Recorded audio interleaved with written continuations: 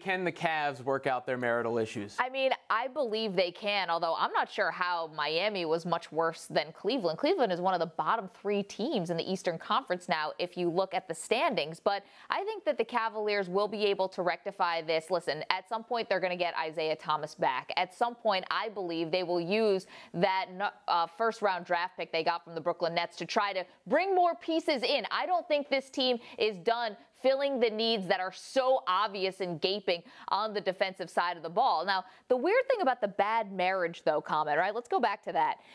If it was so bad in Miami that last year when Wade and LeBron and Bosh were together, how is it possible that Pat Riley came out later and said he was so blindsided by LeBron James leaving Miami to go back to Cleveland? I mean, I thought he was the godfather. Isn't he supposed to have his finger on the pulse of everything going on in the organization? So that's a little shocking. And then maybe I'm weirdly giving more credit to now the Golden State Warriors. I mean, low-key, that core has been together now for 6 seasons.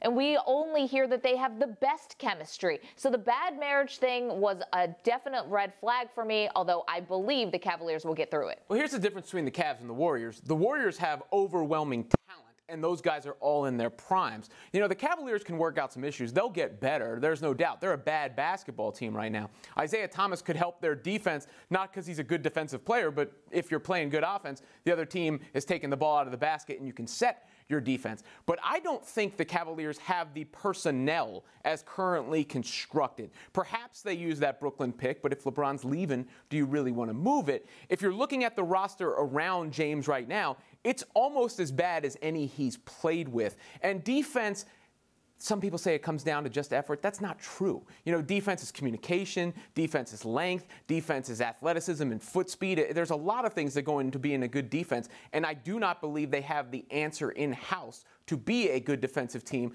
because it's really LeBron and the wash stars at this point. So if they're going to get better, though, on defense, all right, if they're going to bring in talent that's going to help them try to beat the Warriors this year, beat the Celtics and beat the Warriors. Celtics look really good. Celtics look really good. If they're going to do that, how can they if they do not dangle that first-round draft pick? Oh, they can't. I mean, that has to be the piece Right. that's going to get it done. So the question is, can you get multiple players in their relative prime who are quick and athletic and can move laterally on the perimeter with that pick? But if you're Dan Gilbert, if you're the GM Altman, do you move the pick if you don't have LeBron's commitment? It's probably the most interesting subplot of this entire NBA season. And I also don't expect that LeBron is going to tell them either way whether he's staying or going. I mean, Dwyane Wade was just talking about that last year in Miami. It was bad. He did not tip his hand in any way that at least Pat Riley or even Dwyane Wade seem to know about. Yeah, I think if you're going to make that trade, you have to make the kind of trade that not only you think elevates you this season, but elevates the makeup of the team going forward. Because if you're just looking at the team right now and their age, why would LeBron stay if his chief goal is actually winning? No, but anyway, if they make a trade at all, it's going to be looked at, oh, they're going all in for this season. But you're right, they're going to have some kind of plan moving forward, whether LeBron stays or whether he goes.